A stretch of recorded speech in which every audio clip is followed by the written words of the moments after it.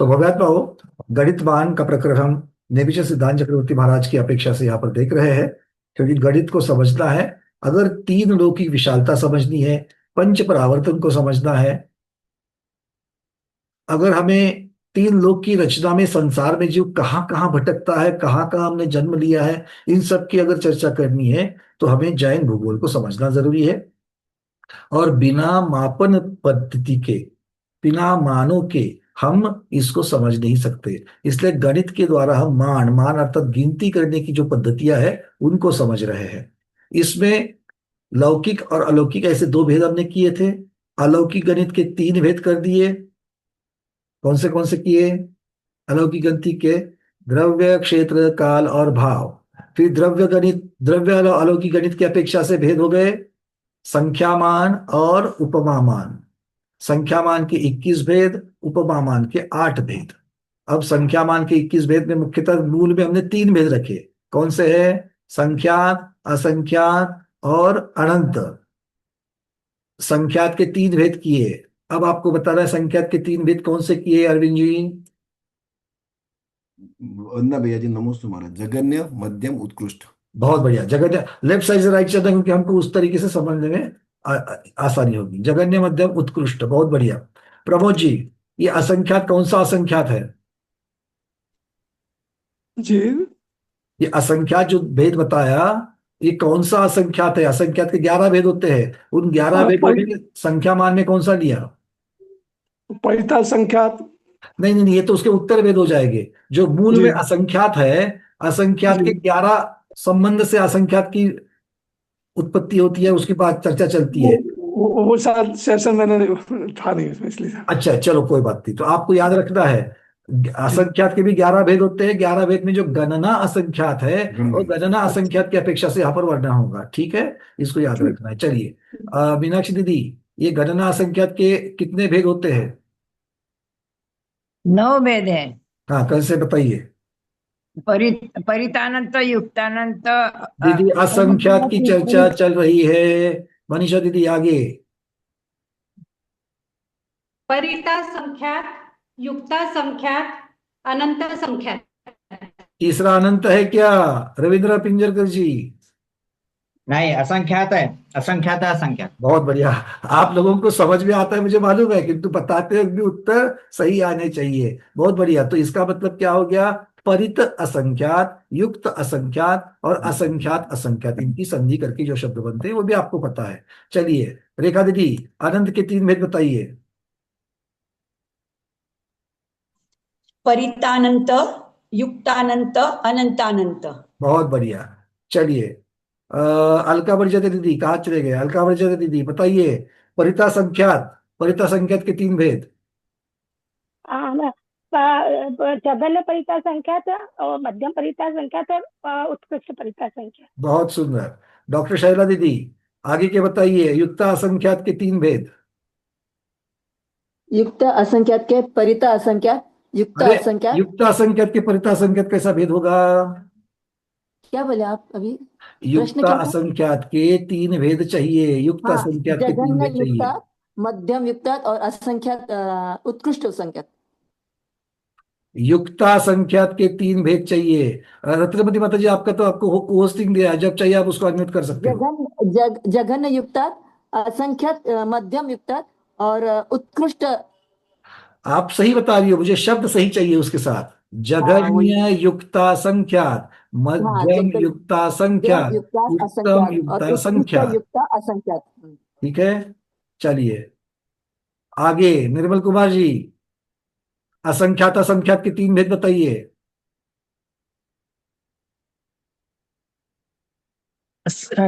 जगन्य असंख्यात असंख्यात, हम्म, मध्यम असंख्यात असंख्यात और उत्कृष्ट असंख्यात असंख्यात। बहुत बढ़िया। चलिए, अब कौन बताएगा आगे? जी हाँ, पूर्णिमा दीदी, युक्तानंत, मैं परितानंत के ऊपर बाद में आऊंगा, पहले युक्तानंत क्या बताइए मुझे। अनम्यूट, हाँ। वरना भैया जी, जघन्य युक्तानंत, मध्यम युक्तानंत और उत्कृष्ट युक्तानंत। बहुत बढ़िया। अब लीला दीदी, आपको बताना है परितानंत के तीन भेद। जघन्य परितानंद, मध्यम परितानंद और उत्कृष्ट परितानंद। बहुत बढ़िया। अब लीला दीदी आप ही को बता रही है, फिर से अनम्यूट करिए। परितानंत बड़ा या युक्तानंत बड़ा? युक्तानंद बड़ा। युक्तानंत बड़ा, बहुत सुंदर। आप कौन बताएगा अनंतानंत के तीन भेद? सुनीता उकलकर दीदी, अनंतानंत के तीन भेद। जगन्य अनंतानंत, मध्यम अनंतानंत, उत्कृष्ट अनंतानंत। बहुत बढ़िया। तो कुल मिलाकर के कितने हो गए? 21 भेद हो गए। अब इसमें से 21 भेद में से हमें कितने भेदों को मालूम करना है ताकि बाकी के अपने आप समझ में आएंगे? सरोज दीदी।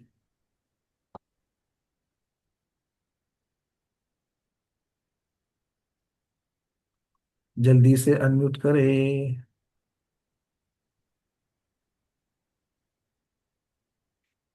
नहीं हो रहा है। चलो, यहाँ पर रजनी दीदी और स्वाति दीदी ने चैट में डाल दिया, 8 को हमें समझना है। ठीक है, कौन कौन से 8 को समझना है? जय श्री शाह दीदी बोलिए।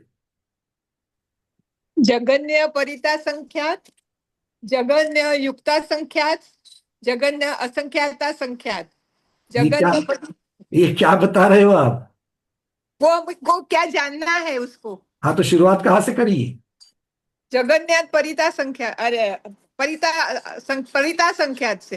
अच्छा, डायरेक्टली असंख्यात में चले गए? पहले नहीं संख्यात नहीं, में पहले शुरू। जगन्य जगन्य कौन सा जगन्य? संख्यात।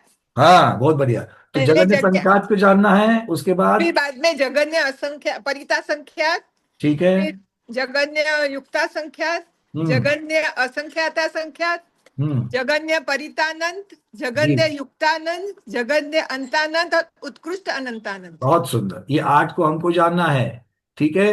अब ये इन्होंने बताया 8 को ही जानना है। अब कुसुम दीदी इंदौर, आपको बताना है कि मैं उत्कृष्ट युक्तानंत को कैसे जानूंगा? उत्कृष्ट उत्कृष्ट युक्तानंत अनंत। को कैसे? हाँ, आगे से चलेगा भैया, संख्यात फिर असंख्यात फिर अनंत उत्कृष्ट परितानंत युक्तानंत को कैसे जानूंगा? युक्ता। हाँ, परिता अनंतानंत में उत्कृष्ट में एक मिलाने से युक्ता अनंतानंत आ जाएगा। तो जगन्य आएगा। मुझे उत्कृष्ट हाँ, चाहिए। जगन्य। उत्कृष्ट जगन्य फिर असंख्यात। मुझे नीचे देखने की जरूरत नहीं पड़नी चाहिए, आंखों के सामने इतना सीधा चार्ट है।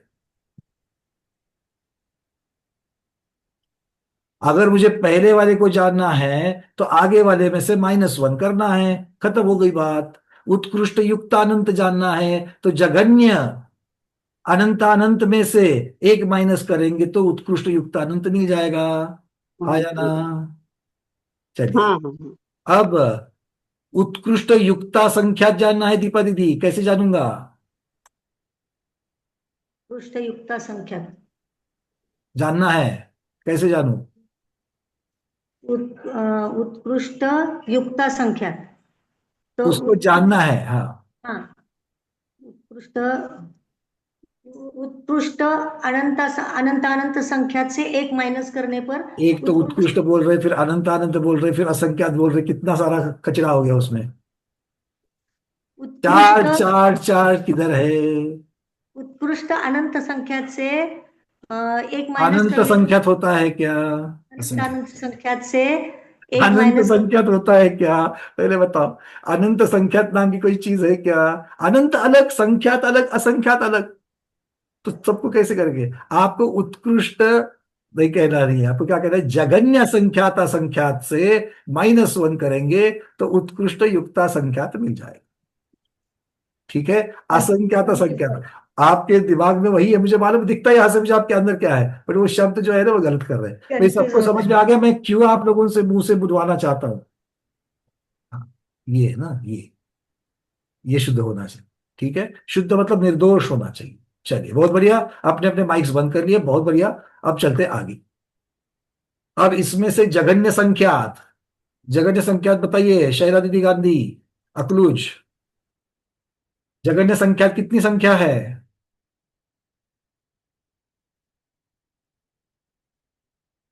अनम्यूट करो।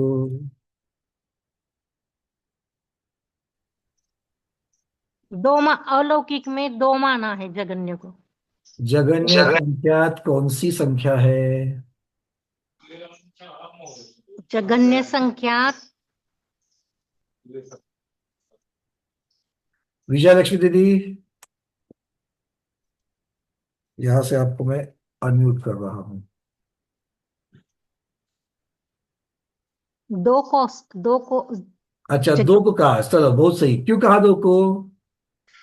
अलौकिक में दो को जघन्य माना है। क्यों माना है? वो तो आपने निर्णय दे दिया ना, क्यों माना? नहीं मालूम।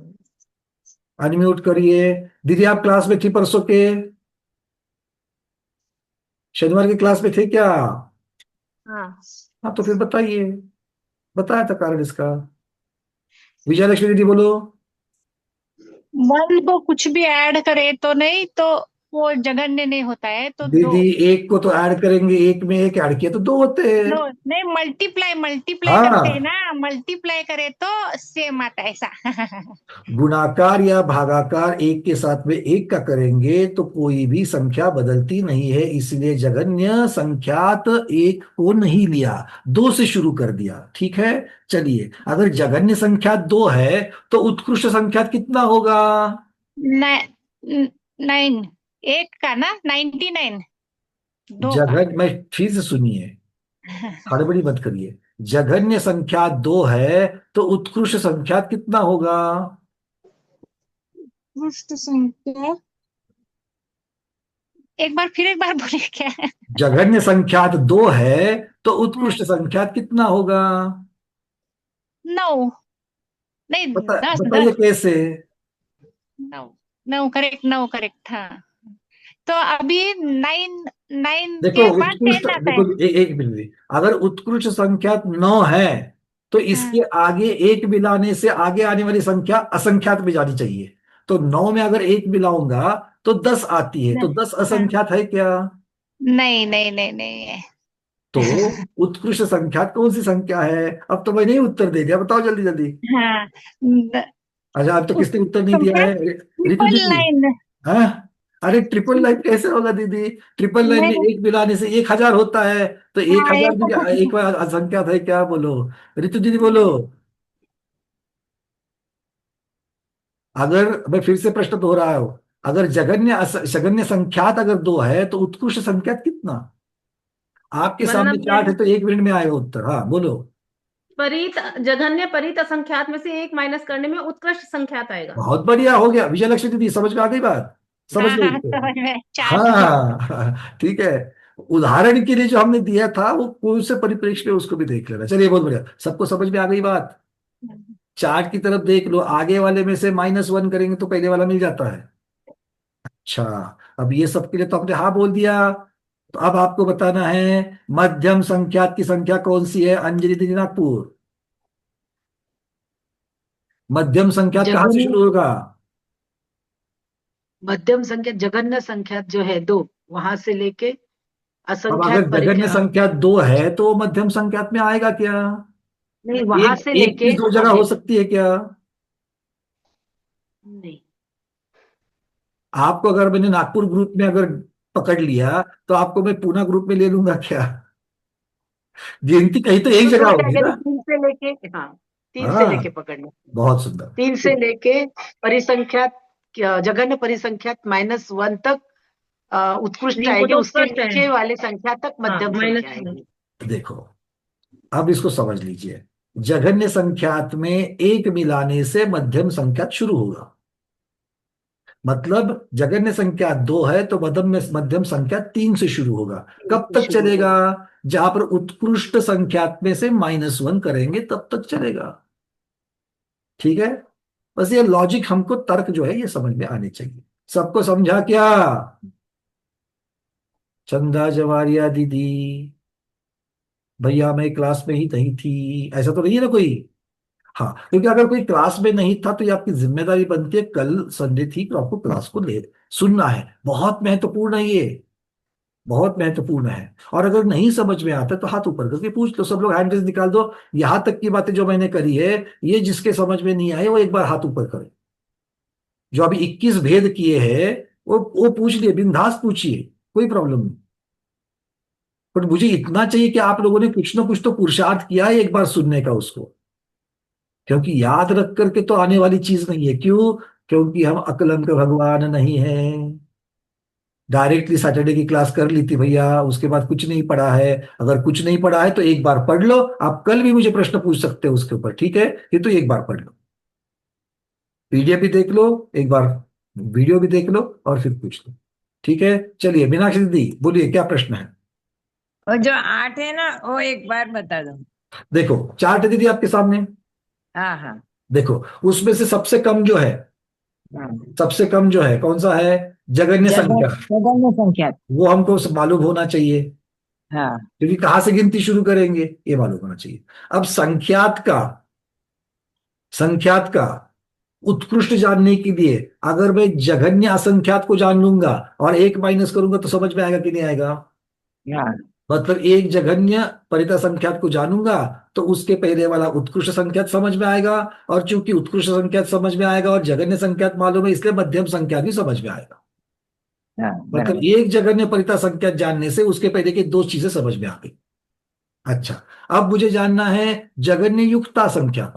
जगन्य युक्ता संख्या जानने से क्या होगा? उसमें से एक माइनस वन करेंगे तो उत्कृष्ट परिता संख्या समझ में आएगा, और चूंकि जगन्य परिता संख्या को जान चुके हैं, उत्कृष्ट परिता संख्या को जान चुके हैं, मध्यम परिता संख्या अपने आप आएगा। अब चलते हैं जघन्य युक्ता। अनंत अनंत युक्ता की दो बात हो गई। हाँ जगन्य अनंत। असंख्या जगन्य असंख्यात असंख्यात असंख्यात को जानेंगे, जगन्य असंख्यात असंख्यात को जानेंगे, माइनस वन करेंगे तो उत्कृष्ट युक्ता संख्यात मिलेगा। जगन्य युक्ता संख्यात मिला है, उत्कृष्ट युक्ता संख्यात मिला है, तो मध्यम युक्ता संख्यात मिल जाएगा। अब चलते हैं जगन्य परितानंत की तरफ, उसको जानेंगे, माइनस वन करेंगे तो उत्कृष्ट असंख्यात असंख्यात पर जाएगा। उत्कृष्ट असंख्यात असंख्यात पता है, पहले से जगन्य असंख्यात असंख्यात पता है, तो मध्यम असंख्यात असंख्यात समझ में आएगा। अब चलते हैं कहां पर? जगन्य युक्तानंत में। जगन्य युक्तानंत को जानेंगे, माइनस वन करेंगे तो उत्कृष्ट परितानंत समझ में आएगा। उत्कृष्ट परितानंत समझ में आया, जगन्य परितानंत पता है, तो मध्यम परितानंत समझ में आएगा। अब कहा चलेंगे? अब अनंत अनंत। कौन सा? अनंत जगन्य अनंत कौन का सा? अनंत। कौन जगन्य सा? अनंत। जघन्य अनंत अनंत को पहले जगन्य समझेंगे। जघन्य अनंत अनंत को समझेंगे, माइनस वन करेंगे तो उत्कृष्ट युक्तानंत पता चलेगा। उत्कृष्ट युक्तानंत पता है, पहले से जघन्य युक्तानंत पता है, तो मध्यम युक्तानंत समझ में आएगा। अब बात रहेगी कि भैया उत्कृष्ट अनंत अनंत पता चले तो जघन्य अनंत अनंत और उत्कृष्ट अनंत अनंत के बीच में मध्यम अनंत अनंत आएगा। तो ये 8 जीवों को अगर हम समझेंगे, 8 कौन से बन जाते हैं? जघन्य संख्यात, जघन्य परिता संख्यात, जघन्य युक्ता संख्यात, जघन्य जघन्य असंख्यात असंख्यात, फिर जघन्य परितानंत, जघन्य युक्तानंत और उत्कृष्ट अनंत अनंत। जघन्य अनंत अनंत, उत्कृष्ट अनंत अनंत, इस प्रकार से 8 को जानेंगे तो ये सारी चीजें समझ में आ जाएगी। ठीक है, चलिए। हाँ भाई, और किसका प्रश्न है? प्रमोद जी पूछिए। नहीं, वो समझ में आ गया। चलिए, बहुत बढ़िया। रितु दीदी आपका प्रश्न है, पूछिए। भैया 11 गणना संख्यात हाँ, कौन से इसके हैं? बारे में आएगा। मैंने मोटा मोटी में आपको, ये इसका विषय नहीं है वैसे। वो द्रव्य क्षेत्र काल भाव की अपेक्षा से उसमें 4 बन जाते हैं। आप अगर मान लीजिए कि लोकाकाश में एक दिशा में खड़े हैं तो वहां से आगे वाली पंक्ति एक दिशा वाली हो गई, फिर एक दिशा की अपेक्षा से असंख्यात, क्योंकि कहीं पर भी खड़े रहोगे और एक दिशा में अगर आप लोकाकाश के अंत तक देखोगे तो आपको असंख्यात दिखेगा। तो ये एक दिशा असंख्यात हो गया। 2 दिशा असंख्यात भी हो सकते हैं, आगे पीछे देखेंगे तो भी असंख्यात असंख्यात ही मिलेंगे। तो इस तरीके से 11 भेद बनते हैं, उसमें से एक गणना भेद है। ठीक है, मोटा मोटी इतना समझ लो। लीला दीदी पूछिए प्रश्न।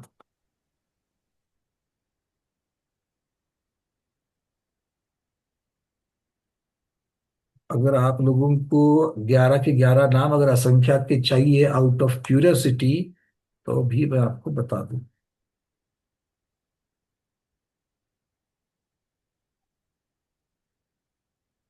क्योंकि वो पीडीएफ में नहीं है तो आपको अलग से दे देता हूं। 1 मिनट।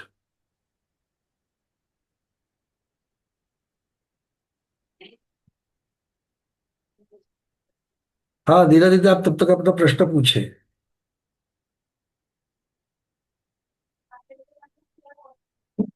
अनम्यूट किया है, बोलिए।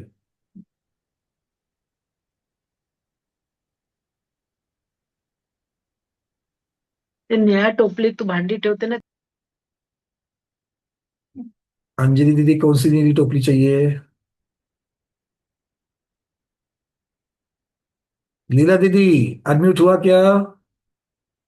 शायद उनका संपर्क ही टूट गया। चलो, असंख्यात के भेद, धवला पुस्तक जी क्रमांक 3 इसकी अपेक्षा से है। बड़ी भक्ति से लिखना, धवला जी का आप रेफरेंस ले रहे हो, धवला पुस्तक 3 में है। असंख्यात के 11 भेद, नाम स्थापना, मतलब नाम असंख्यात, स्थापना असंख्यात, सबके साथ असंख्यात असंख्यात लगाना है।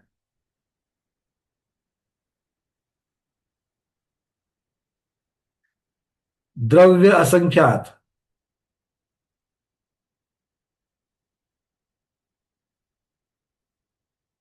भाव असंख्यात,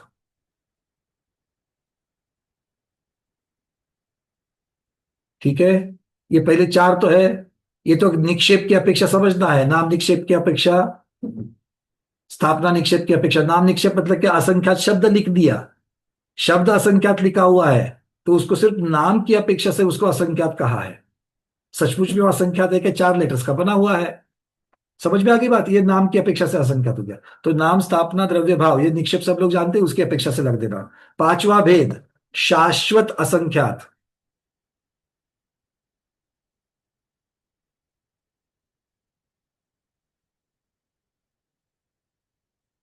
शाश्वत असंख्यात, ये क्या है? शाश्वत असंख्यात समझ लो पहले, फिर उसको परिभाषा लिखना।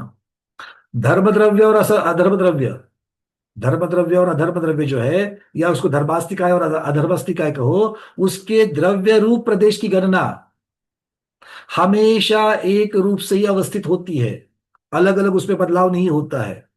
तो ये शाश्वत असंख्यात कहा जाता है।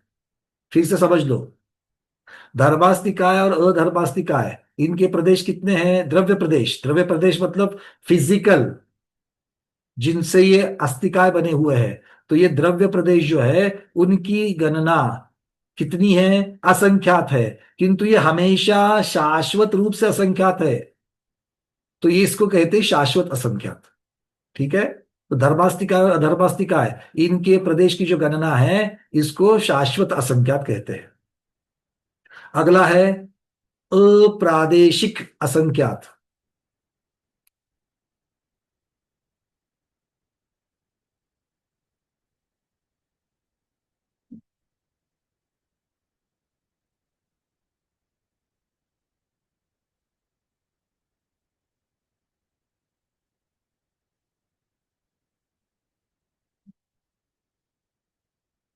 चलिए, अप्रदेशीय असंख्यात कौन सा है ये?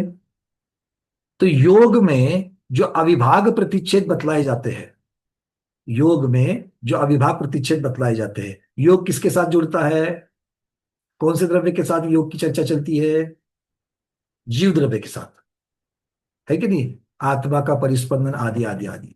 तो आचार्य भगवान कहते हैं कि जीव का एक प्रदेश जो है, वो प्रदेश असंख्यात है। प्रदेश असंख्यात, अभी तक अप्रदेश असंख्यात की चर्चा नहीं कर रहे हैं। एक प्रदेश असंख्यात कहलाता है जीव द्रव्य का, ठीक है। अभी सिर्फ लिख दो, ये एक बार पढ़ने से समझ में आने वाला नहीं है, बहुत गहन बातें हैं ये। थोड़ा सा आज शुरुआत करनी है बस, ठीक है, भक्ति से बस। क्या कह रहे हैं? योग विभाग में जो अविभाग प्रतिच्छेद बतलाए है, उनकी अपेक्षा जीव का एक प्रदेश प्रदेश असंख्यात है।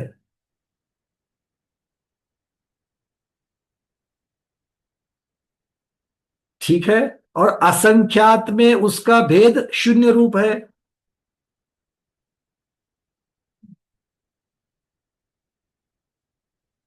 जब कोई भी चीज एक प्रदेश को असंख्यात कह रहे हैं, तो असंख्यात क्या हो जाएगा? उसका दूसरा अविभाज्य क्या हो जाएगा? शून्य हो जाएगा, उसका अभाव पाया जाएगा। तो इसीलिए आचार्य भगवान कहते हैं असंख्यात पर्याय के आधारभूत अप्रदेशी एक द्रव्य का अभाव है। मतलब जीव द्रव्य प्रदेशी है कि अप्रदेशी है? ध्यान से सुनो, आपको पता ही है शब्द। जीव द्रव्य प्रदेशी है कि अप्रदेशी है? जैसे काल द्रव्य एक ही प्रदेशी है, काला में एक प्रदेशी होता है। जीव द्रव्य कैसे है? बहुप्रदेशी है। कैसे है? बहुप्रदेशी है। तो जो जीव बहुप्रदेशी है, तो वो बहुप्रदेशी एक द्रव्य का अभाव हो जाता है। क्यों? क्योंकि आत्मा का एक प्रदेश अप्रदेशी असंख्यात है। नहीं समझे? चलो थोड़ा सा फिर से समझाते हैं। अविभाग प्रतिच्छेद बतलाइए, ये तो सबको पता है। अविभाग प्रतिच्छेद बताए। योग में परिस्पंदन तो होता है। अब परिस्पंदन होता है, किसका होता है? आत्म प्रदेशों का होता है। उसमें से एक प्रदेश का भी तो आत्म परिस्पंदन होता है कि नहीं होता है?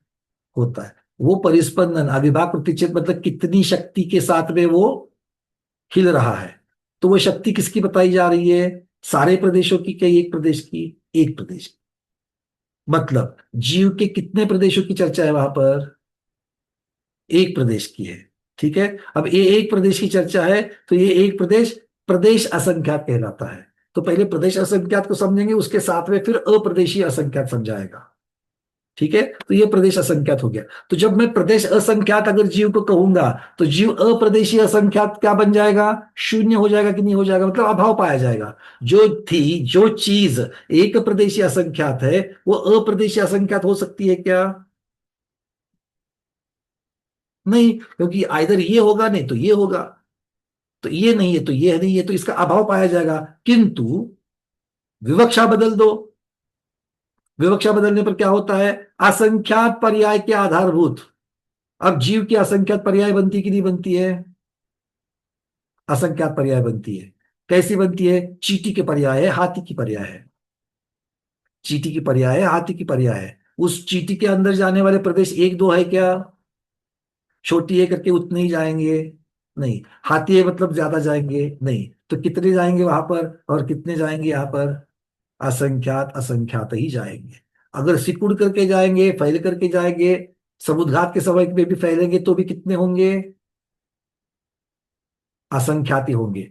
तो जब समुद्घात में जब फैलते हैं जीव द्रव्य के, तो वो क्या कहलाएंगे? जैसे धर्मास्तिका और अधर्मास्तिका के है वैसे हो जाएंगे। किंतु जब चींटी के शरीर में है, तो वो असंख्यात, धर्मास्तिका प्रमाण असंख्यात होगा का? बोलो। क्षेत्र की अपेक्षा से देखो, वो सिकुड़ गया ना यहां पर। धर्म द्रव्य सिकुड़ता है क्या? नहीं। अधर्म द्रव्य सिकुड़ता है क्या? नहीं। तो धर्म द्रव्य के असंख्यात की जगह कितनी बनी हुई है? जितनी बनी हुई है। उसमें कोई बदलाव है क्या? बदलाव नहीं है, इसलिए वो शाश्वत हो गए।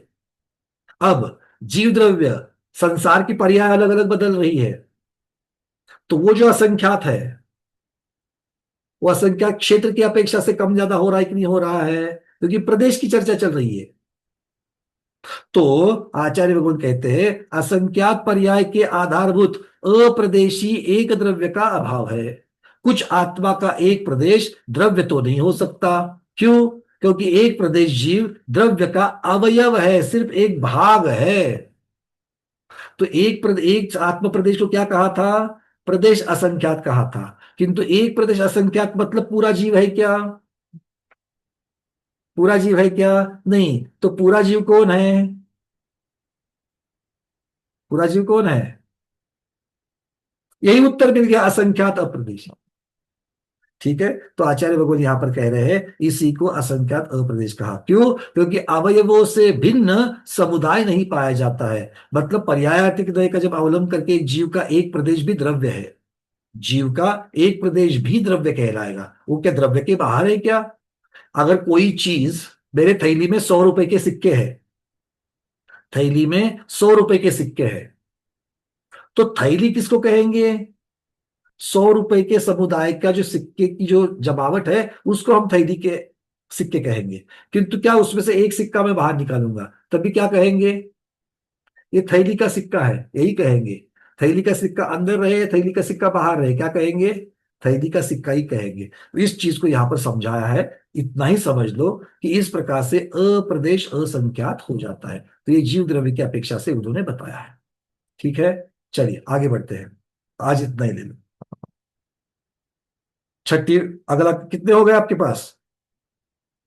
द्रव्य क्षेत्र काल भाव नहीं हुए थे, नाम स्थापना द्रव्य भाव हुए थे, उसके बाद शाश्वत हुआ था, शाश्वत के बाद अप्रादेशिक आया था। तो 4 और 2 6 हो गए। अब चलते हैं एक असंख्यात।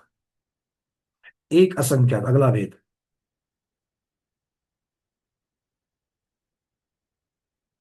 अब लोकाकाश में कहीं पर भी खड़े हो जाओ, जहां पर अभी हम लोग खड़े कहां पर है? लोकाकाश के अंदर है ना। तो अगर मेरे नाक के सामने की अगर मैं पंक्ति करूं, कहां तक की लोकाकाश को जाकर के जो टच कर रही है, तो वो भी असंख्यात होंगे कि नहीं होंगे? यहां से कितने प्रदेश है?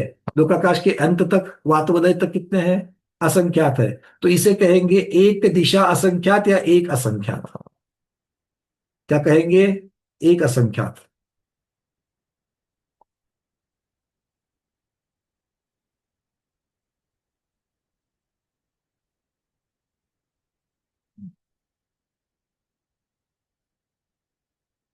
अब उभय असंख्यात, अगला भेद कौन सा है? उभय असंख्यात। अब उस उभय असंख्यात में क्या होगा? मैंने आगे वाले तो गिन लिए थे, अब हमारे पीछे भी बात वाले है कि नहीं है? लोकाकाश में जब खड़े तब हम कहाँ है? आप और हम कहाँ है? मध्यलोक। मध्यलोक के कहा? जम्बू द्वीप में। जम्बू द्वीप के कहा? भरत क्षेत्र में। भरत क्षेत्र कहा? आर्यखंड में। आर्यखंड में कहा? अपने अपने गांव में। अपने अपने गांव में कहा? अपने अपने घर में। अपने अपने घर में कहा? अपने अपने सोफा पर, माता जी महाराज छोड़ करके, वो सोफा पर नहीं बैठते, आपके साथ उनको भी मत घसीटो। ठीक है, समझ में आ गई बात? तो अपने अपने आसन पर बैठे हो, तो अपने सामने कितना हुआ? अपने सामने वाले वत वाले तक एक दिशा हो गई थी, अब पीछे भी है कि नहीं है? तो ये दोनों की अपेक्षा जब वर्णन होता है, ये भी असंख्यात ये भी असंख्यात, वो कहलाता है उभयासंख्यात। उभय असंख्यात कहलाता है। ठीक है, चलिए आगे। अब आएगा, अभी तो हमने सिर्फ श्रेणीबद्ध देखा था। श्रेणी, श्रेणी मतलब एक पंक्ति की अपेक्षा असंख्यात असंख्यात देखिए। अभी हमारे सामने प्रतर भी बनेगा कि नहीं बनेगा?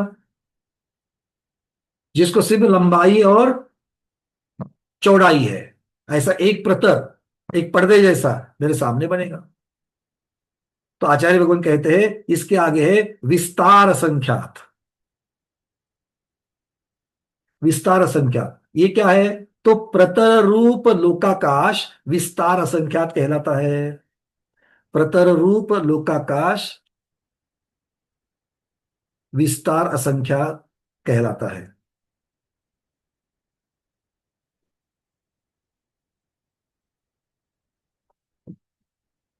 तो अगर हम प्रतर रूप देखेंगे, प्रतर रूप मतलब पर्दे, सिर्फ लंबाई चौड़ाई इतना ले लेंगे लोकाकाश, तो कितने प्रदेश आएंगे लोकाकाश के? असंख्यात आएंगे। तो वो असंख्यात कौन सा है? प्रतर असंख्यात है। तो एक प्रतर असंख्यात और एक असंख्यात, एक दिशा वाला श्रेणीबद्ध असंख्यात, इसमें फर्क है कि नहीं है? तो असंख्यात के अलग अलग भेद दिख रहे हैं कि नहीं दिख रहे आप लोगों को? दिख रहे हैं। अब अगला भेद कितना नंबर चल रहा है? 7वां है कि नहीं? कितना है? 9वां है। ठीक है, अब आ गया सर्व असंख्यात। अगला कौन सा है? सर्व असंख्यात।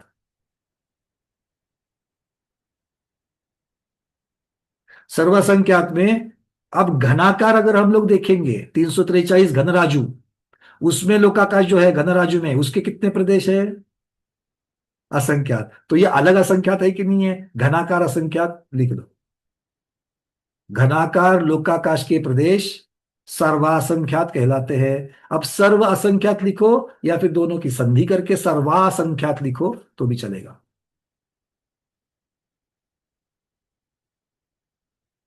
नाम स्थापना द्रव्य भाव 4 हो गए।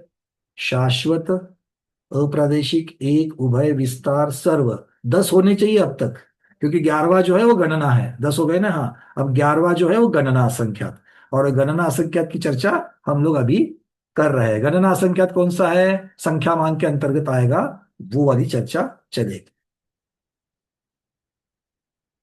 चलिए, अब गणना असंख्यात को ही निकालने की विधि हम लोग कर रहे हैं। गणना असंख्यात के कितने भेद है? पहले तो 3 भेद। गणना असंख्यात के 3 भेद कौन से हैं? परितासंख्यात, युक्तासंख्यात और असंख्यात असंख्यात। परितासंख्यात के 3 भेद, जघन्य परितासंख्यात, मध्यम परितासंख्यात और उत्कृष्ट परितासंख्यात। उसमें से जघन्य परितासंख्यात को निकालने की विधि को देख लेते हैं। चलेंगे, चलिए।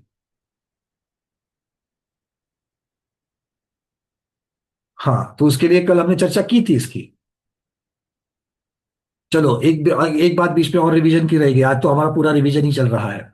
संख्यात, संख्यात किसे कहते हैं? संख्यात की परिभाषा जल्दी जल्दी, संख्यात की परिभाषा। सुरेश पहाड़े जी, संख्यात किसे कहते हैं? जिसकी गणना होती है।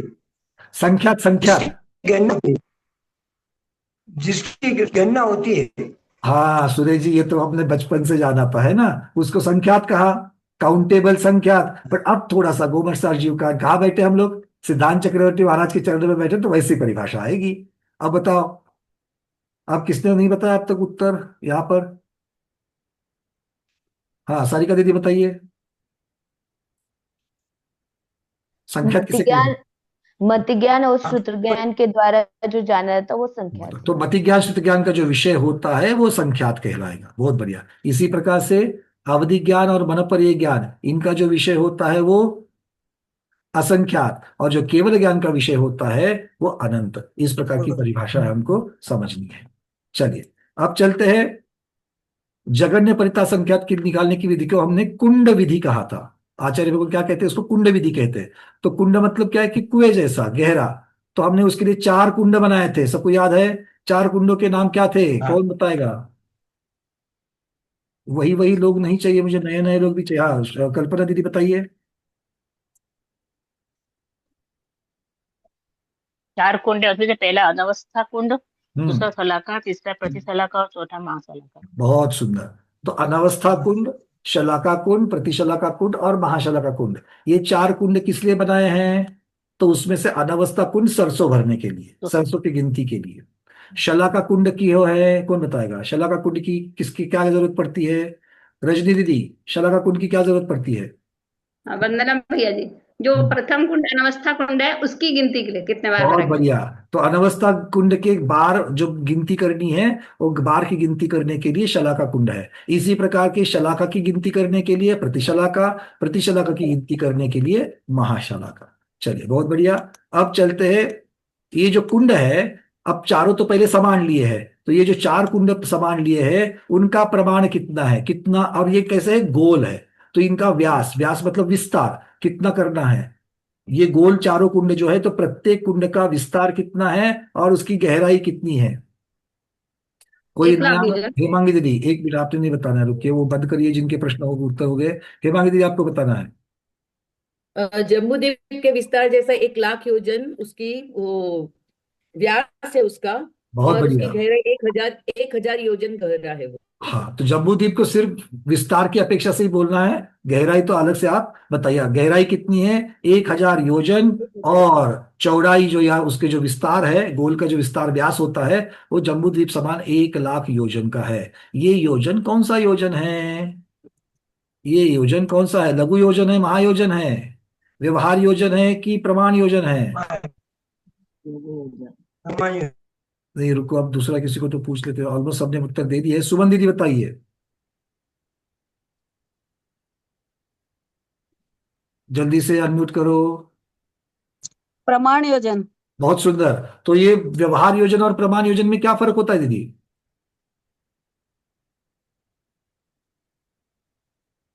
उनका रिलेशन क्या है, कितना है?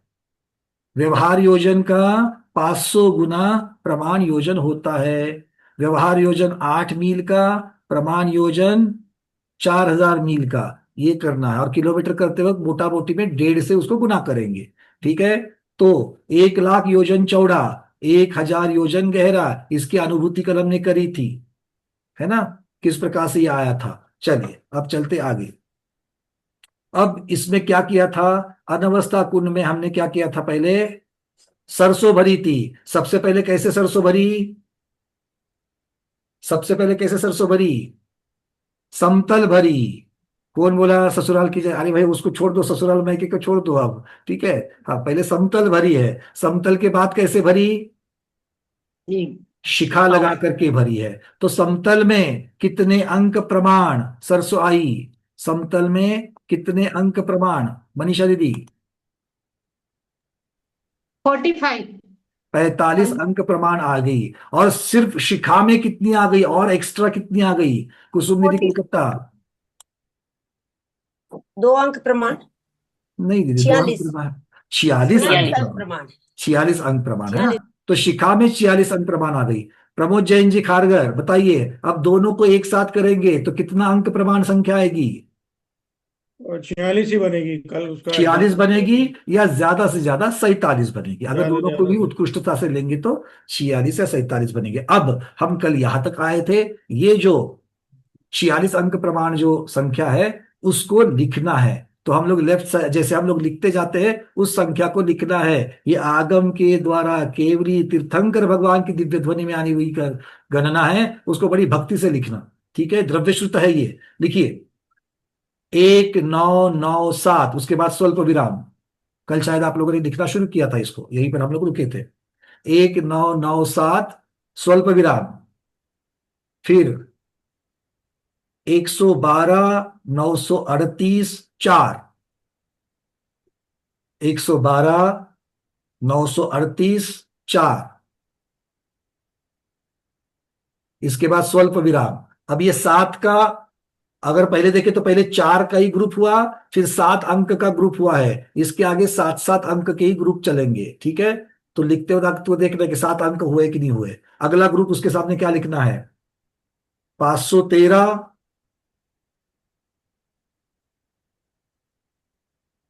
513 16 36। अंग्रेजी मीडियम वालों के लिए मैं फिर से बताऊंगा, अगर गलती भूलना नहीं है। 513 16 36 ये अगला हुआ, फिर उसके बाद स्वल्प विराम, फिर आएगा 363 363 63 63 363 63 63, 7 अंक हो गए, स्वल्प विराम। फिर 636 636 36 36, पहले 3 अंक बताए 636 और अगले 4 क्या है 36 36, फिर स्वल्प विराम। 363 63 63, 363 63 63, ये 7 अंक आएंगे।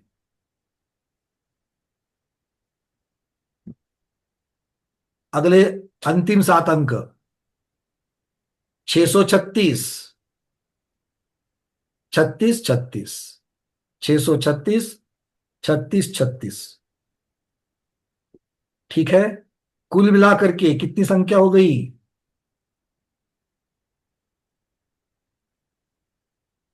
7-7 के 6 ग्रुप बने हैं और उसके पहले 4 अंक है, मतलब 7-6 42, और 42 में पहले 4 अंक मिलाएंगे तो 46 अंक प्रमाण संख्या आ गई। समझ में आ गई बात? इतनी सरसों। अब आचार्य भगवान ने इसमें भी आगे जाकर के इसके आगे 4/11 अपूर्णांक में भी दे दिया, मतलब इसके आगे वाली जो सरसों पूरी नहीं आई तो 4/11, ठीक है। अब इस संख्या को बोलना है, इस संख्या का उच्चारण करना है, 46 अंक प्रमाण का उच्चारण करना है। जो लोगों के सामने पीडीएफ है वो करो। अच्छा, उसके पहले अंग्रेजी मीडियम वाले आपके लिए एक बार मैं बता दूं, 1997, 112 9384, 513 1636,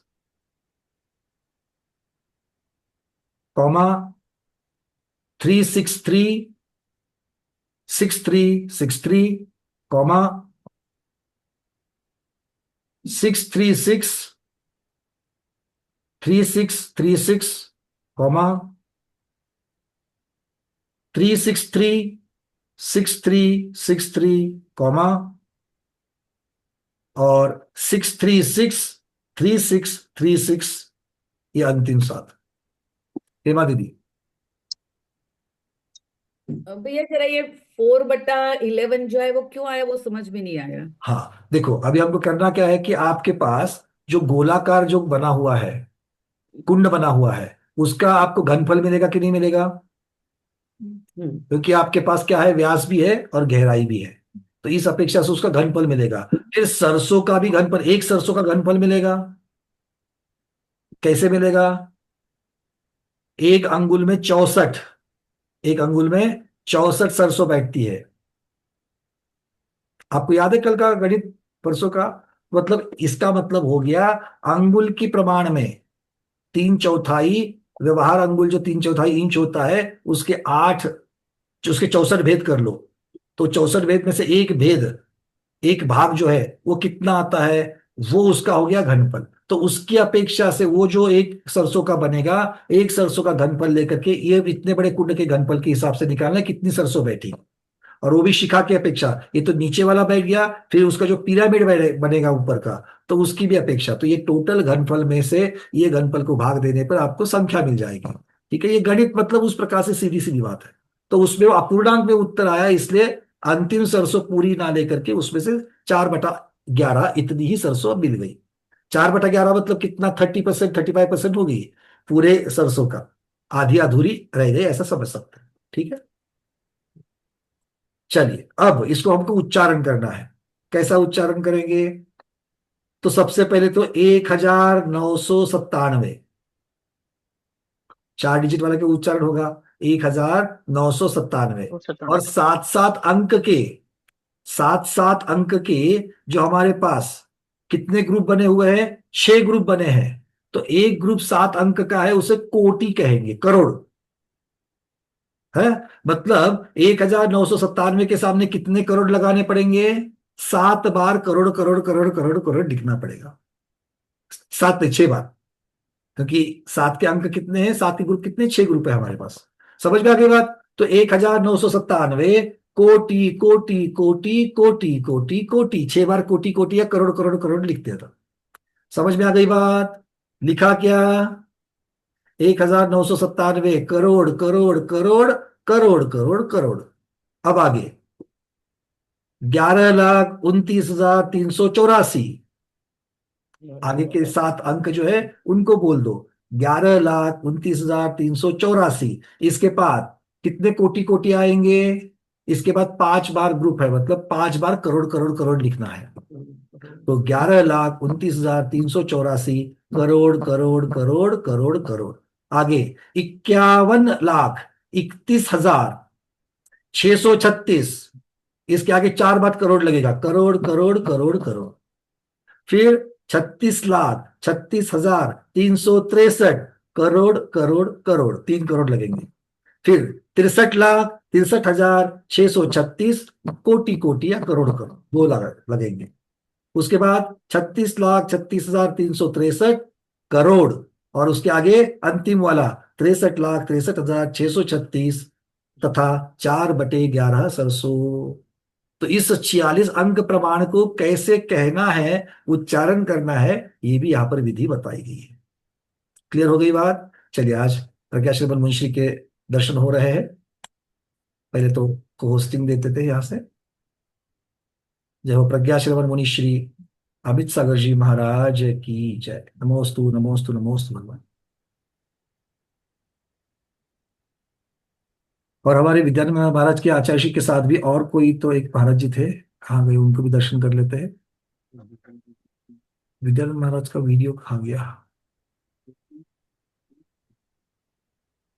हाँ, विद्यानंद महाराज का वीडियो यहाँ से सबको कर रहे हैं, बट दर्शन महाराज जी आपके साथ में भी कोई महाराज जी है ना?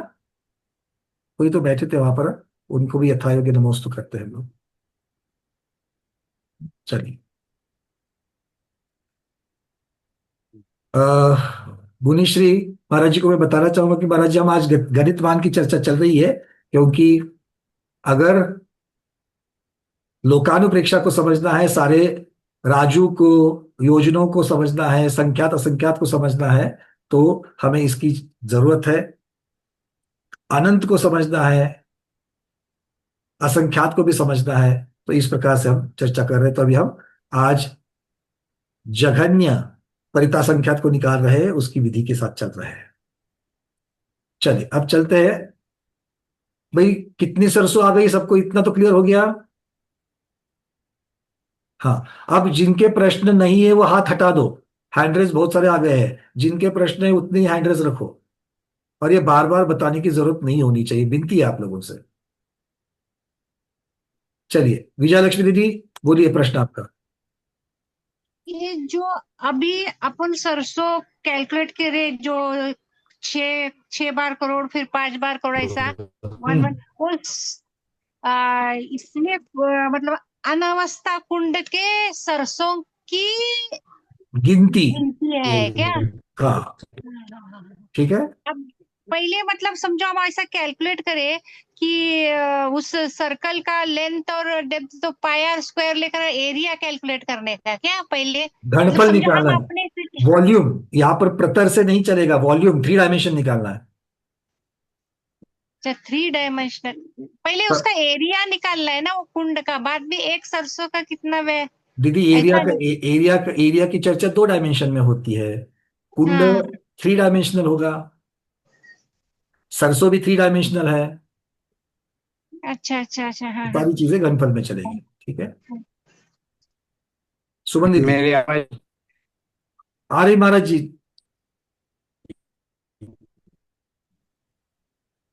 पर शायद आपके यहाँ पर नेट बहुत ही स्लो है, पंकज जी मेरी आवाज आ रही? महाराज जी आ रही है, आपकी आवाज आ रही है, बट आपका वीडियो पूरा फ्रीज हो चुका है। बोलिए महाराज जी। बोलिए। ये गाथा नंबर कौन सी चल रही? मैं नहीं महाराज जी, गाथा की अपेक्षा से नहीं यहाँ पर ले रहे हैं। गणित मान की एक विकास भैया की बनी हुई पीडीएफ रेडीमेड है, तो हम उसी के आधार पर पढ़ा रहे हैं। क्योंकि ये विषय जो केशव वर्णी की जो वर्णी जी की जो टीका है उसमें ये विषय आया है, तो वो वाला निकाल करके मुझे आपको बताना पड़ेगा कि कौन सी गाथा की चल रही है। मैं वो निकाल करके आपको बता ठीक ठीक ठीक। सार उसी का है ये। नहीं नहीं बाद में बता देना, आगे चलिए। ठीक है महाराज। हाँ ठीक है। चलिए सुमन दीदी आपका प्रश्न पूछिए जल्दी से। भैया जी ये परित और युक्त का क्या अर्थ है? संख्यात असंख्यात समझ में आ गया, अभी परित और अभी युक्त का अभी जिसको समझना है उसी के ऊपर हमको उपयोग लगाना है। शब्दों के अर्थ के पीछे मत। Right now you will take this as a terminology. ये शब्द है, अभी इतना ही ले लो, ठीक है ना? क्योंकि ये एक तो गणित है, पहले उपयोग इस चीज में लगाओ, क्योंकि हमें बहुत लंबा जाना है, अभी तक बहुत लंबा जाना है। ठीक है, मैं आप लोगों के साथ इतना स्लो इसलिए चल रहा हूं क्योंकि ये बेसिक चीजें क्लियर होनी चाहिए। प्रभु जी प्रश्न है आपका, बोलिए। अभी से अभी 45 अंक है, तो अभी तो 46 अंक का बताएंगे। 46 अंक का कौन सा आएगा? कौन सा वाला? 46 अंक वाला शिखरी के लिए, शिखर उसके लिए। हाँ, शिखर में 46 अंक प्रमाण सरसों होती है और नीचे है 45 अंक प्रमाण। अब दोनों को जोड़ना है, तो 46 अंक प्रमाण में 45 अंक प्रमाण जब मिला लेते हैं तो कितने अंक प्रमाण गणित की संख्या बनती है? तो 46 अंक प्रमाण या 47 अंक बनती है। ठीक है, इसका छोटा उदाहरण, तीन अंक प्रमाण सबसे बड़ी 999 है, उसमें 2 अंक प्रमाण अगर हम 99 डाल देंगे तो 3 अंक और 2 अंक मिलाने से ज्यादा 4 अंक बन सकती है, नहीं तो 3 अंक की बन सकती है। इसका दृष्टांत। चलिए रविंद्र जी पूछिए। मेरा एक प्रश्न है, गोमर्स और जीवकांड के ऊपर का है। बादर पुष्टिकरण के काल के अंतिम समय में मोहनीय कर्म की स्थिति तो 4 मास होती है, परंतु शेष कर्मों की स्थिति बंध संख्या सहस्र वर्ष बताया है। यहाँ संख्यात कौन सा लेना है? संख्यात रेंज है इसकी, जहां पर सिर्फ रेंज होती है इसका मतलब है कि it is going to change. ठीक है, तो फिक्स अमाउंट नहीं। जैसे बहुत जगह पर आपको पृथक्त्व शब्द आएगा। हाँ, वर्ष पृथक्त्व होता है, माह पृथक्त्व होता है, कभी कभी पक्ष पृथक्त्व होता है, तो ये रेंज कहलाती है। पृथक्त्व का अर्थ होता है 3 से ज्यादा 9 से कम, तो इसमें से कुछ भी हो सकता है। संख्यात में अब संख्यात कौन सा है? जघन्य संख्यात से लेकर के उत्कृष्ट संख्यात तक कुछ भी हो सकता है, और इसीलिए उत्कृष्ट संख्यात कौन सा है? तो जघन्य परिता संख्यात में से -1 कर लो वो। तो इस प्रकार से ये सब चीजें चलेगी। ठीक है, चलिए विजयलक्ष्मी दीदी। ये जो अपने 11 नाम स्थापना द्रव्य बहुशः उसमें ना एक असंख्यात मतलब जैसा देव एक रहते पण वो विक्रिया से उनके प्रदेश सब तरफ जाते हैं, ऐसा समझना। अभी इसको भूल जाइए, इसको भूल जाओ। बस इतना ही अभी मेरा समझ लो, भूल जाओ। अभी मैं जो बता रहा हूँ उसके ऊपर कॉन्सेंट्रेट करना है। नहीं तो हम लोग बहुत अलग अलग दिशा में जाते हैं। आप महाराज जी, आप जब भी चाहिए बोल सकते हैं, आपका तो अनम्यूट है। गुरुदेव अमित सागर जी महाराज, आप जब चाहिए बोल सकते हैं, आपको पूछने की जरूरत नहीं है, बोलिए। देखो, संख्यात का मान, आदिनाथ भगवान की आयु कितनी थी? 84 लाख पूर्व। तो जो है संख्यात का मान पूर्व कोटि तक चलता है और पल्ल से असंख्यात हो जाता है जी। ये जो है उपमा मान के द्वारा इन गणितों को घटित किया गया है। तो परिता संख्यात जो बहन बोल रही है कि परिता संख्यात, तो संख्या से जो परित हो गया, ऊपर उठ गया है, वो परिता संख्यात है। जैसे संख्या कहते संसार परित हो गए, संसार से अलग हो गए, तो जिसकी संख्या गिनने में ना आए उसे परिता संख्यात। असंख्यात के भी असंख्यात भेद है, अनंत के भी अनंत भेद है।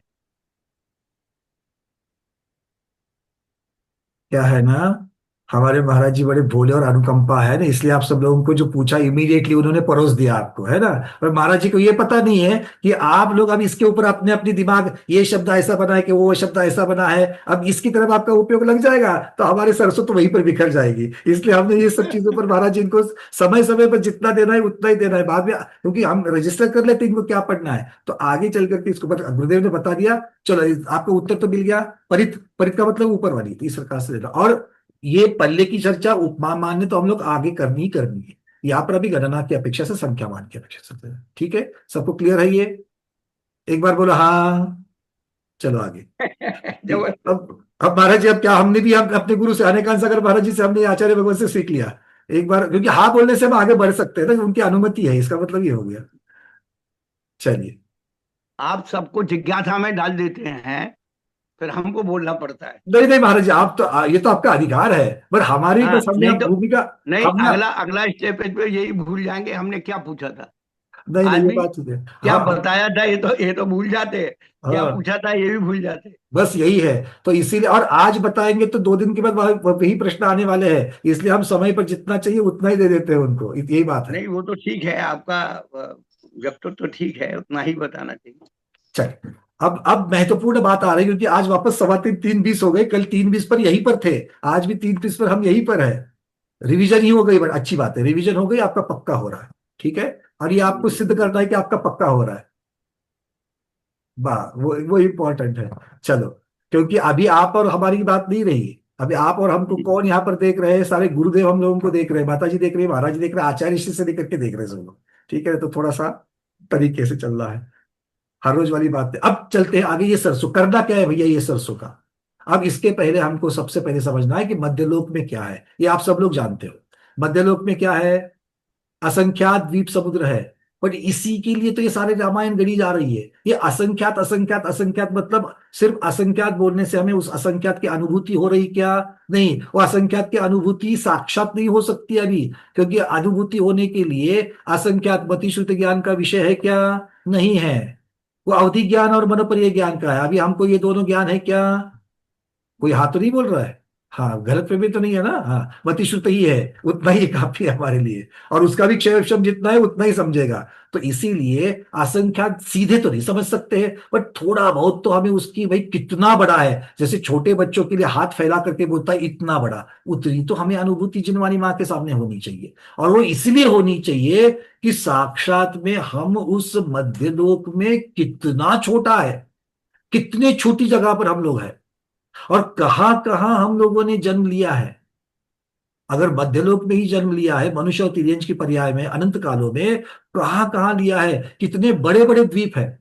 और ये प्रश्न के उत्तर भी आपको मिल जाएंगे। भाई आगम में तो लिखा है कि आज इस पंचम काल में जीव यहां से भरत क्षेत्र से विदेह क्षेत्र नहीं जा सकता, ऐरावत क्षेत्र नहीं जा सकता है, बाकी के द्वीपों की तो चर्चा ही नहीं है। क्यों? कितने बड़े हैं, कितने लंबे हैं, ये एक बार थोड़ा सा समझ में, थोड़ा तो एक उसकी भावना समझ में आ जाएगी, तो इसका सीधे सीधे अनुभूति हो जाएगी, और एक अनुभूति होने से अधिगमत से हमारा सम्यक दर्शन और दृढ़ हो जाएगा, क्योंकि ये केवली भगवान ने साक्षात देखा है, इसलिए इसको समझना जरूरी है। वे सबको समझ में आ गई बात? इसलिए रुचि रखो, क्योंकि ये भगवती आराधना में क्या लिखा है, अरुचि भी अश्रद्धान है, तो इसलिए रुचि रखना है। चलिए अब करना क्या है, सर सुख बताते हैं। तो ये द्वीप समुद्र द्वीप समुद्र द्वीप समुद्र जो है, तो ये 46 अंक प्रमाण जो ये सरसों है, एक एक द्वीप समुद्र में डालनी है। सबसे पहले अनावस्था कुंड भर गया, अनावस्था कुंड भर गया, ये पहली बार भरा है अनावस्था कुंड, हाँ या ना? तो ये पहली बार भरा है, तो ये पहली बार की गिनती करनी जरूरी है कि नहीं है? कैसे करेंगे? शलाका कुंड अनावस्था कुंड की गिनती करने वाला है, इसीलिए पहली बार ये अनावस्था कुंड भर गया है। एक सरसों अलग से, ये 46 अंक प्रमाण वाली नहीं, अलग से एक कहा डालेंगे, शलाका कुंड में डाल देना। चलो शलाका कुंड में एक आ गई, और अनावस्था कुंड में 46 अंक प्रमाण है। अब इस 46 अंक प्रमाण की एक एक सरसों को डालना है, कहां पर? एक एक द्वीप समुद्र में डालना है। द्वीप में एक, अगली समुद्र में, अगली द्वीप में, अगली समुद्र में, अगली द्वीप में, अगली समुद्र में, अगली द्वीप में, अगली समुद्र में। ऐसा मैं कल सुबह तक बोलते बैठूंगा तो भी वो 46 अंक प्रमाण शायद नहीं होगा। बात समझ में आ गई? तो आप लोगों को चलना है, अभी समझ लो आपके पास विक्रिया है, विक्रिया करके क्या कर दिया, सबसे पहले तो अनावस्था कुंड की सरसों को ले लिए, सब लोग साथ में चलना, एक एक एक एक डालनी है, ठीक है? ओम नमः बोलते बोलते बोलते क्षेपण करना शुरू कर लो, डालते डालते डालते डालते डालते डालते जा रहे। क्या क्या दिख रहा है नीचे? पहले तो जम्बू द्वीप, उसको घेर करके लवण समुद्र, आंखें बंद करो सब दिखना शुरू हो जाएगा। लवण समुद्र के बाद क्या दिख रहा है? धातकी द्वीप दिख रहा है, एक दिशा में जाना है, धातकी द्वीप दिखाई दिया। धातकी द्वीप के बाद कालोद समुद्र दिखाई दे रहा है, फिर पुष्करवर, पुष्करवर के ऊपर थोड़ा रुक जाओ, उसके बीचों बीच में चूड़ी वाला एक पर्वत, मानुषोत्तर पर्वत को देख लेना बढ़िया से। फिर आगे चलो, पुष्करवर को निकल करके उसके बाद उसका समुद्र आएगा। पुष्करवर द्वीप कितना है? तीसरा द्वीप, उसके बाद तीसरे का समुद्र, फिर चौथा द्वीप, चौथे का समुद्र, पांचवा द्वीप, पांचवे का समुद्र, छठा द्वीप, छठे का समुद्र, सातवां द्वीप, सातवें का समुद्र, और फिर आठवां द्वीप नंदीश्वर द्वीप, आठवो द्वीप नंदीश्वरम भास्वरम भवन भावन प्रति। कर लो सब लोग अपने मन से बढ़िया से, सुंदरता से, मौका मिलता है दर्शन करने का। लग जाएगा नंदीश्वर द्वीप। हाँ जी महाराज जी, कल से नंदीश्वर द्वीप लग जाएगा। बस हम आज ही तैयारी करें महाराज जी जाने के लिए वहां पर। हाँ, बैग बिग तो भर के तैयार थे, मतलब आंखें बंद करके वहां पर जा रहे, देख रहे हैं। क्या है ना, सौदरबिंद्र महाराज पहुंचने से पहले थोड़ी तैयारी सब ठीक है कि नहीं देखना पड़ेगा वहां पर। तो वहां पर जाकर के नीचे दिख रहे हैं। अब इतना ही नहीं, अब यहाँ पर हमको उसकी वलय सूची निकालनी है। ऐसे ही डालते डालते डालते आगे चले जाएंगे। ये कहाँ तक जाएंगे? तो जहां तक 46 अंक प्रमाण नहीं जाएगी। तो 46 अंक प्रमाण में से आखिरी सरसों जहां पर आएगी, या तो द्वीप में आएगी, नहीं तो समुद्र में आएगी। तो उसका जो व्यास होगा, वो जो द्वीप या समुद्र जिसके ऊपर भी आएगी, उसका जो व्यास होगा, उस व्यास के समान चौड़ा और 1000 योजन गहरा इतना बड़ा नया अनावस्था कुंड बनाना है। पहला अनावस्था कुंड किसके समान था? जम्बू द्वीप के इतने चौड़ा। अब कौन सा? 46 अंक प्रमाण। और आप लोगों को सबको तो पता है कि ये जैसे जैसे द्वीप समुद्र आगे आगे जाते हैं, वो पहले से दुगना दूसरा, दूसरे से दुगना अगला, उसके दुगना, दूने दूने दूने दूने विस्तार वाले होते जा रहे हैं। हाँ, तो फिर 46 अंक प्रमाण जब आगे चले जाएंगे, तो वो द्वीप समुद्र हमारे जम्बू द्वीप से कितना बड़ा होगा। समझ में आ गई बात? दिमाग मतलब यहां पर अभी वो गणित के द्वारा निकलेगा। समझ में आ गई? मतलब पहला अनावस्था कुंड सिर्फ 1 लाख योजन का सिर्फ बोला, वो भी 60 करोड़ किलोमीटर इतना बड़ा आया था। अब कितना बड़ा होगा? तो ये जो नया 46 अंक प्रमाण द्वीप समुद्र का जो व्यास होगा, अब हमको वो व्यास निकालना है। वो व्यास निकालने के लिए अब सबको पता है ये व्यास कैसे निकलेगा, क्योंकि ये जो द्वीप समुद्र जो भी है वो सभी जगह पर है। मतलब एक दिशा में तो उसका सिर्फ एक साइड का विस्तार होगा, ऐसे चारों दिशा के विस्तार होंगे। तो एक दिशा का विस्तार और उसके अगली ऑपोजिट साइड का, विरुद्ध दिशा का विस्तार, इसको हमको गिनना पड़ेगा और उसके बीच में जो गोला है उसको भी उसमें जोड़ना पड़ेगा। मतलब अगर मुझे लवण समुद्र का अगर व्यास निकालना है तो लवण समुद्र का पूर्व दिशा का विस्तार, पश्चिम दिशा का विस्तार और उसके बीचों बीच के जम्बू द्वीप का विस्तार, इन तीनों को जब जोड़ेंगे तब जाकर के लवण समुद्र का विस्तार मिलेगा। लवण समुद्र का विस्तार कितना, व्यास कितना होता है देखो, एक दिशा में 2 लाख, दूसरी दिशा में 2 लाख, 4 लाख योजन हो गए और बीच का जम्बूद्वीप का 1 लाख, मतलब 5 लाख योजन इतना लवण समुद्र का व्यास हो गया। बात समझ में आ गई? दोनों साइड का विस्तार, ये विस्तार क्या कहलाता है? एक दिशा का विस्तार कहलाता है। क्या कहलाता है? आचार्य भगवान कहते हैं, उसे कहते हैं वलय सूची। क्या कहते हैं? वलय सूची। तो वलय सूची एक दिशा की, वलय सूची दूसरी दिशा की, और उसके बीच में बनने वाला जो भी द्वीप समुद्र रहेगा उसका व्यास, ये सब मिलाकर के उस नए अनवस्था कुंड का विस्तार आ जाएगा। समझ में आ गई बात? आज इतना तो कम से कम पता चल गया कि कितना बड़ा होने वाला है ये बात समझ में आ रही है? सबको क्लियर हो रहा है? अरे भाई कुछ तो अनुभूति हो रही कि नहीं हो रही है? इतना दोनों हाथ बड़ा करेंगे तो भी बड़ा होगा क्या? कितना बड़ा होगा ये? ठीक है, 1 लाख एक। अब हम कल क्या देखेंगे? विस्तार सूची को निकालना देखेंगे, क्योंकि विस्तार सूची जब तक नहीं निकलेगी, विस्तार वलय सूची जो कहलाती है, एक दिशा की अगर नहीं निकलेगी, एक दिशा की निकाल सकते कि नहीं निकाल सकते हैं? देखो, जम्बूद्वीप से दुगना लवण समुद्र का एक दिशा का विस्तार 2 लाख हो गया। उसके बाद में धातकी द्वीप का विस्तार एक दिशा का, उसका डबल कर लो, उसके बाद में डबल कर लो, उसके बाद में डबल कर लो, ऐसा करते करते करते करते जाना। तो ये पहले 2-4 तक निकालना है तो भैया डबल डबल करते जाएंगे, आगे 46 अंक प्रमाण तक तो डबल डबल कैसे करेंगे? आएगा क्या? नहीं आएगा? नहीं आएगा। 3-4 के बाद ही तो हम लोग थक जाएंगे। इसलिए गणित का सहारा लेना पड़ेगा। क्या करना पड़ेगा? गणित का सहारा। आचार्य भगवान वैराग्यनंदी महाराज जाने तक हम लोग इसका चालू रखेंगे। तो उसके लिए अब सूत्र लिख दो। एक फॉर्मूला दिया है, फॉर्मूला लिखा है। क्या लिखा है? लिखो, विवक्षित द्वीप समुद्र की वलय सूची निकालने का सूत्र। विवक्षित मतलब वो जिसके ऊपर आखिरी सरसों गिरी, वो उसको विवक्षित कहेंगे, मतलब उसकी चर्चा चल रही है। तो विवक्षित वो द्वीप भी हो सकता है, समुद्र भी हो सकता है, हमें क्या पता वहां पर क्या आ रहा है। तो द्वीप समुद्र की वलय सूची निकालने का सूत्र क्या है? 2n-1,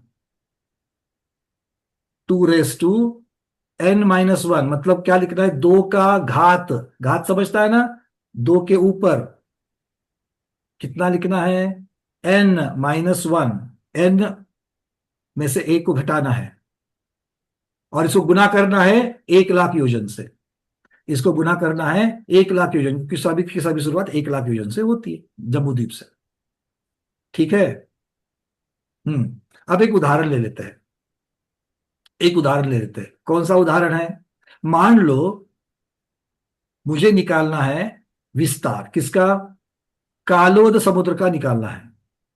किसका विस्तार निकालना है? कालोद समुद्र का एक दिशा का विस्तार निकालना है। तो कालोद समुद्र का नंबर कितना आएगा? जम्बूद्वीप पहला, लवण समुद्र दूसरा, धातकी द्वीप तीसरा और कालोद समुद्र चौथा। ठीक है। तो यहां पर n की कीमत कितनी आई? 4। तो लिखो, नीचे लिखो, कालोद समुद्र की वलय सूची, कालोद समुद्र की वलय सूची बराबर इज इक्वल टू 2 का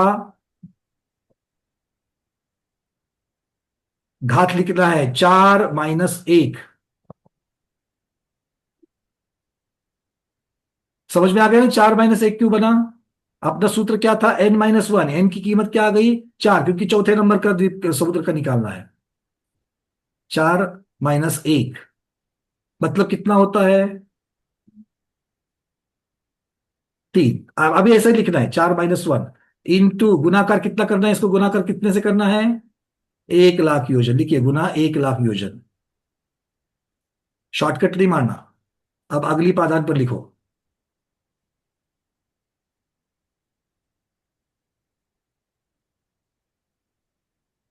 दो का तीसरा घात, 2 का तीसरा घात गुणाकार 1,00,000 योजन गुना 1,00,000 योजन।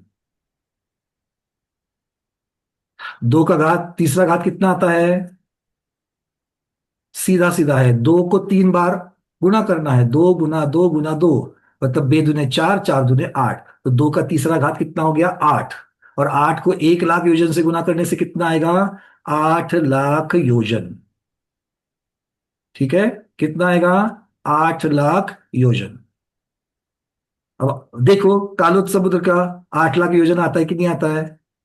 आता है, 8,00,000 योजन होता है। समझ में आ गई बात? अब किसका निकालना है? महाराज जी ने बोलना है कल कहाँ जाना है? नंदीश्वर द्वीप जाना है, तो नंदीश्वर द्वीप का निकालेंगे। तो नंदीश्वर द्वीप का विस्तार निकालो, एक दिशा का, जिसे वलय सूची कहते हैं। तो सबसे पहले क्या जानना पड़ेगा? कौन बताएगा? सबसे पहले क्या जानना पड़ेगा? अरविंद जी, सबसे पहले क्या जानना पड़ेगा? कौन से नंबर का है? एन की। बहुत बढ़िया। तो नंदीश्वर द्वीप कौन से नंबर का है? आप बताओगे 8वें नंबर का है। पर ऐसा गिनना है क्या? नहीं, बीच में समुद्र समुद्र भी है, गिनना है।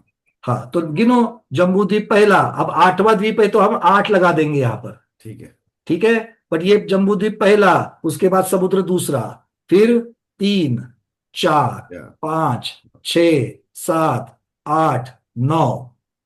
ठीक है, इसके बाद आएगा 10, समुद्र आएगा, छठा खंड 11 हो जाएंगे, फिर 12, फिर 13, 7वां द्वीप 13 नंबर का है, फिर 14 नंबर पर 7वां समुद्र आएगा, और 8वें नंबर का जो द्वीप है वो 15वें नंबर का द्वीप होगा।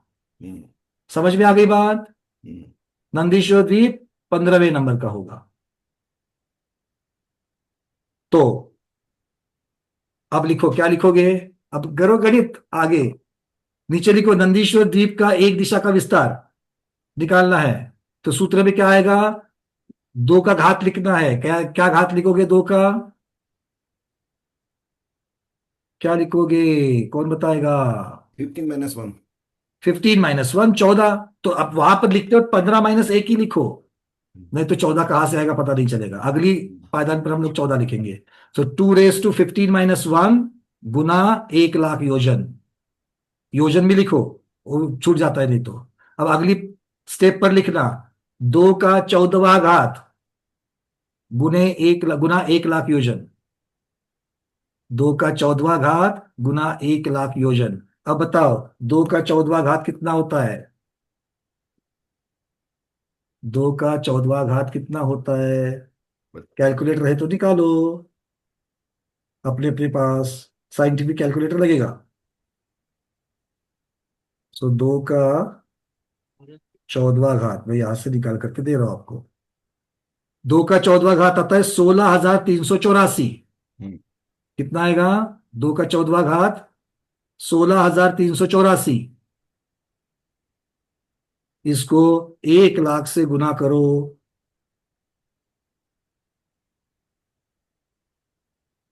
कितना आया?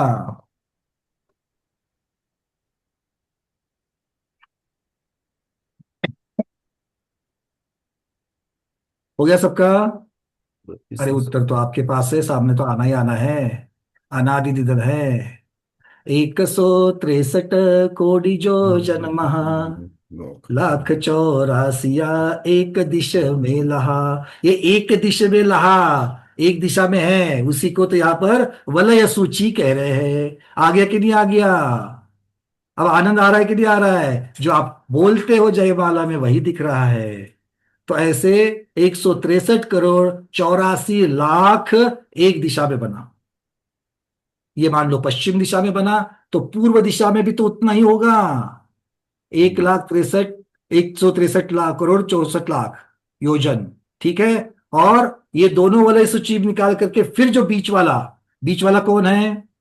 7वें नंबर का, मतलब 7वें द्वीप का जो समुद्र आएगा, वो समुद्र का जो व्यास निकलेगा उस प्रकार से वहां पर आएगा। किंतु व्यास निकालने का भी गणित है, व्यास निकालने का गणित सीधे सीधे कल चलेंगे। आज इतना ही है वलय सूची। इसका मतलब है हम लोग जो अंतिम सरसों जहां पर गिरी हो, जो द्वीप हो, जो समुद्र हो, वो 46 अंक प्रमाण वाला जो है उसका, उसकी वलय सूची निकाल सकते कि नहीं निकाल सकते हैं? गणित के आधार से निकाल सकते हैं। पारस पाटिल साहब कितनी बड़ी आ गई? बहुत बड़ी आ गई। आया ना? क्या हो रहा है सर में? बस यही बात है। तो समझ लो केवली भगवान का ज्ञान कहाँ पर है। और आचार, और कितना सिंपल, गुणाकार भागाकार, इसके बिना गणित है ही नहीं आपके पास, वही करना है। तो इस प्रकार से ये सम्यक दर्शन दृढ़ कराने वाला हमारा ये बीज सम्यक है। गणित को देख करके हमारा सम्यक दर्शन दृढ़ होता है। जब हम उसकी चिकित्सा करके करेंगे तो और भी ये अधिगमज से होगा। और अधिगमज के सम्यक्त्व का फायदा क्या होता है? अधिगमज सम्यक्त्व का फायदा क्या होता है? आज्ञा सम्यक्त्व के ऊपर क्या फायदा है? दीपा दीदी अनम्यूट करिए, दीदी अनम्यूट करिए।